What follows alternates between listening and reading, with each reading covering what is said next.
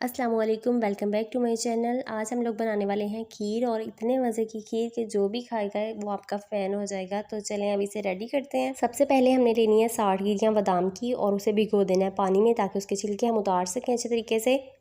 और 1 गिलास चावलों का आपने भिगो देना है पानी में और इसे तकरीबन आधा घंटा तक आपने पानी में भिगोए रखना है। उसके बाद ये जो बादाम थे हमारे पास, इसको अच्छे तरीके से आपने बारीक पीस लेना है। इसलिए मैं इसे हाथ से कर रही हूँ ताकि अच्छे तरीके से ये क्रीमी फॉर्म में आ जाए। इसे पीसते हुए इसमें आपने थोड़ा सा पानी ऐड कर लेना है, क्योंकि अगर आप सिर्फ बादाम डाल के इसे पीसना शुरू कर देंगे ना तो ये नहीं होगा अच्छे तरीके से। इसलिए थोड़ा सा इसमें चम्मच के साथ ना 1-2 चम्मच आपने ऐड करते जाना है ताकि आप इसका अच्छे से पेस्ट बना सकें। जब ये पेस्ट बन जाएगा तो हम इसे अलग निकाल लेंगे। अब हमने आधा किलो गाजरें लेनी है और आधा किलो गाजरों को आपने कर लेना है ग्रेट। ये मैंने फ्रीज़ कर ली थी 1 हफ़्ता पहले, ये मैंने फ्रीज़ करके रख ली थी।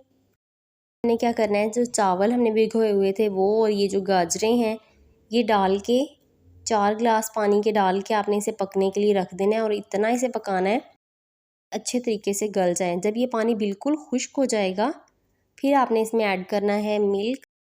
दूध जो है वो मैंने 4 किलो लिया है और ये जो मिल्क है ये फुल ऑफ क्रीमी होना चाहिए, यानी कि इसकी जो मलाई वगैरह है वो उतारी ना हो। और इसे आपने अच्छे तरीके से इसमें पकाना है, इतना पकाना है कि ये अच्छे तरीके से जो गाजरों का कलर है वो भी इसमें आ जाए। अब हम इसमें डाल देंगे बादाम, जो उसका पेस्ट बना के हमने रखा था। वो डालने के बाद आपने इसे हल्की आंच पे पकाना शुरू करना है। जब अच्छे तरीके से पकने के बाद ये ठीक होना शुरू हो जाए तो आपने इसमें चीनी डालनी है। चीनी जो है वो मैंने इसमें डाली है 2 प्यालियाँ, आप इसमें 2 कप डालें और उसके बाद चेक कर लें, क्योंकि कुछ लोग ज़्यादा चीनी भी बहुत ज़्यादा खाते हैं। तो आपने फिर इसमें डालनी है कि इलायची जो है, सब्ज़ इलायची, इसके सीड्स आपने निकाल लेने हैं और सिर्फ उसे पीस के डालना है।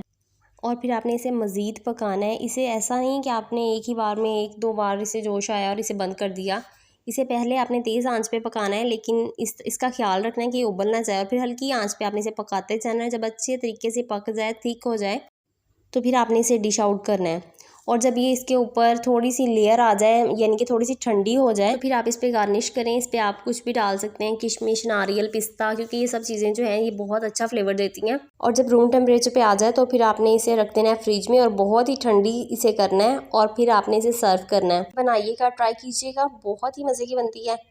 और अगर किसी बात की समझ ना लगे तो आप मुझसे कमेंट्स में पूछ सकते हैं। उम्मीद करती हूँ वीडियो बहुत पसंद आई होगी। वीडियो पसंद आए तो लाइक, कमेंट्स और शेयर कीजिएगा। मिलते हैं अगली वीडियो के साथ, तब तक अपना ख्याल रखिएगा, दुआ में याद रखिएगा। अल्लाह हाफिज़।